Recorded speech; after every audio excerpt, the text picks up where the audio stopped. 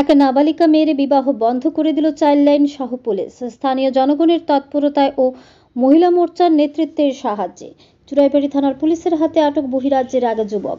ঘটনা চুরাইবাড়ি থানাধীন খেরেংজুড়ি petrol pump সংলগ্ন এলাকায়। ওই এলাকায় একটি ধাবাতে কর্মরত বহিরাজ্যের এক যুবকের সঙ্গে এক নাবালিকা মেয়ের প্রেমের সম্পর্ক গড়ে ওঠে। পরবর্তীতে তারা বিবাহ করতে একে অপরকে রাজি হয়।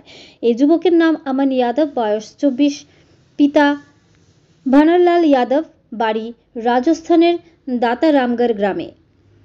অপরদিকে অসমের বাসিন্দা এক নাবালিকা যুবতী উক্ত এলাকা থেকে বিভিন্ন কাজ করত। এতে দুজনের পরিচয় হয় এবং তাদের মধ্যে প্রেমের সম্পর্ক গড়ে ওঠে। তারপর বিবাহিত জীবনে পরিণত হতে চলেছিল, তখনই ঘটে বিপত্তি। মঙ্গলবার এই যুবতীকে নিয়ে বহিরাজ্যের উদ্দেশ্যে চম্পট দিতে চেয়েছিল ওই যুবক। তখনই স্থানীয় জনগণ তাদেরকে আটক করে।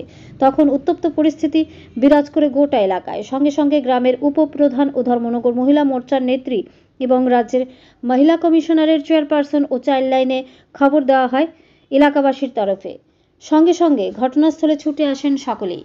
এদিকে খবর পেয়ে ঘটনাস্থলে ছুটে যায় চুরাইবাড়ি থানার পুলিশও। পুলিশ যুবকটিকে থানায় নিয়ে আসে। অপরদিকে নাবালিকা মেয়েকে চাইল্ড লাইনের হাতে সমঝে দেওয়া হয়। ধর্মনগর থেকে নিজস্ব প্রতিনিধির রিপোর্ট, আরই ধর্মনগর। একটা খবর যায় যে এই খেরেংজুড়ি পেট্রোল পাম্প এলাকাতে আমাদের যুব ভাইয়েরা এবং একজন মহিলা লোকাল দিদি, উনি সন্দেহমূলক ভাবে একটা মাইনর মেয়ে এবং একটা ছেলে, অ্যাডাল্ট ছেলে 24 ইয়ার্স এজ, গাড়িতে ওঠার সময় আটকানো হয়েছে ওদের সন্দেহ জায়গায়। এবং গতকালকে থেকে ওরা এই বিষয়টার উপর নজরদারি করছে। তো দেখা গেছে কি একটা চাইল্ড ম্যারেজ ব্যাপার কিছু। মেয়েটা লোকাল এখানে মাত্র মাধ্যমিক পরীক্ষা দিয়েছে এবং ছেলেটা এখানে কর্মসূত্রে এখানেই থাকে। ছেলেটা এটা তো এলাকাবাসী যখন সন্দেহ হলো তখন আমাদের কাছে খবর দিল। আমাদের বাগবাসা মহিলা মোর্চা কার্যকর্তা আরতি দিক কাছে খবর গেল, আরতি দিয়ে আমাকে খবর দিল। আমরা সঙ্গে সঙ্গে উনি আর আমি সঙ্গে সঙ্গে ধর্মনগর থেকে চলে আসি এবং লোকাল এলাকায় উপপ্রধানকে ফোন করি। এখানে আমাদের মহিলা মোর্চার যারা কার্যকর্তা আছেন ওনাদেরকে ফোন করি। আমরা এসে পৌঁছানোর পর আমরা চাইল্ড রাইটস কমিশনে ইনফর্ম করি এবং যথারীতি চুরাইবাড়ি পিএসকে ইনফর্ম করি যে এই ধরনের ঘটনা একটা আছে, আপনারা আসুন সহযোগিতা করবেন। চাইল্ড রাইটস কমিশনের দুজন ভলেন্টিয়ার্স চলে এসছেন। ওনারা ওনাদের নিয়ম অনুসারে ওনারা ব্যাপারটাকে দেখছেন। তো সমাজে এখনো ব্যাপার চাইল্ড ম্যারেজ কন্ট্রোলের জন্য আমাদের সরকার প্রতিনিয়ত চেষ্টা করছে, বিভিন্ন ভাবে চেষ্টা করছে এবং আমাদের প্রত্যেক সামাজিক দায়িত্ববোধ যারা কাজ করে প্রত্যেকজন আমরা সমাজ সচেতন ব্যক্তি হিসাবে আমরাও চেষ্টা করছি।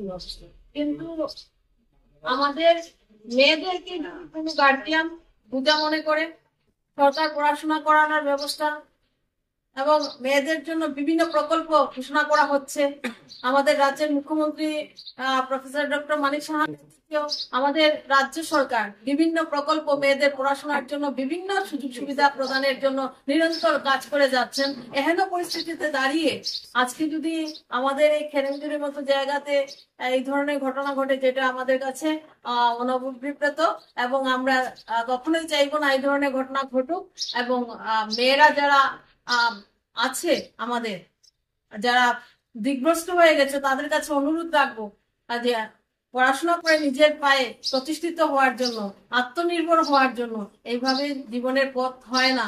আর মাইনর বয়সে বিয়েটা পরবর্তী সময়ের জন্য একটা ভীষণ ব্যাধি হয়ে দাঁড়ায়।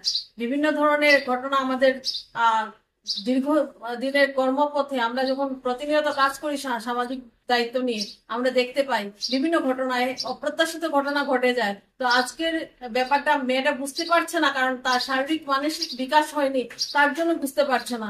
তো চেষ্টা করব, আমরা চাইবো এবং সমাজের কাছে সকলের কাছে বিনম্র ভাবে অনুরোধ রাখবো, আসুন আমরা সবাই মিলে সুন্দর সমাজ করি এবং মেয়েদের পথে পরিচালিত করি, তাদেরকে আত্মনির্ভর করার জন্য, পড়াশোনা করে তাদের স্বাবলম্বী হওয়ার জন্য তাদেরকে উৎসাহ প্রদান করি।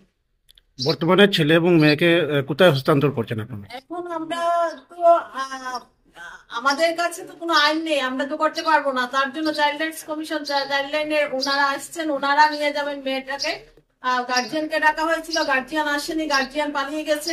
তো আমি বলবো এটা আমাদের জন্য বিরাট দুঃখজনক ব্যাপার। মায়েরা বা মা বা বাবা, মেয়েটার মা বা বাবাও যদি মেয়েটাকে বোঝা মনে করে পালিয়ে যায়, তো এটা আমাদের কাছে অত্যন্ত দুঃখজনক ব্যাপার। পরবর্তী সময় আমরা মেয়ের মা বাবার সঙ্গে যোগাযোগ করার চেষ্টা করব এবং এখন মেয়েটাকে নিয়ে যাওয়া হবে চাইল্ড লাইনের আওতায়। পরবর্তী সময়ে ওনারা প্রশাসনের সঙ্গে পরামর্শক্রমে বিহিত ব্যবস্থা গ্রহণ করবে। ছেলেকে কোথায় দিচ্ছে? ছেলেকে তো চুরাইবাড়ি পিএস নিয়ে যাবে, ইন্টারভিউশন করবে।